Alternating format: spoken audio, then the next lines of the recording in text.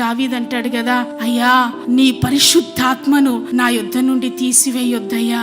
ఎందుకు పరిశుద్ధాత్మ వెళ్ళిపోయింది? దేవునికి వ్యతిరేకమైన పని చేశాడు, పరిశుద్ధాత్మ తనలో నుండి వెళ్ళిపోయిందని దావీదు గ్రహించాడు. అంతకు ముందు బలవంతుడైన దావీదు నీరసించిపోతూ ఉన్నాడు. కారణం ఆయన లోపల ప్రవేశించిన పాపం ఆయన శరీరాన్ని బలహీనపరుస్తూ ఉంది. దేవుని బిడ్డ, ఈ రోజు నీవు పదే పదే నీరసించిపోవడానికి నీ లోపల ఉన్న పరిశుద్ధాత్మ పక్కకు తొలగి నీవు నీరసంగా అనుదినము బలహీనమైపోవడానికి కారణం నీ లోపల ఏదైనా పాపం ప్రవేశించిందేమో.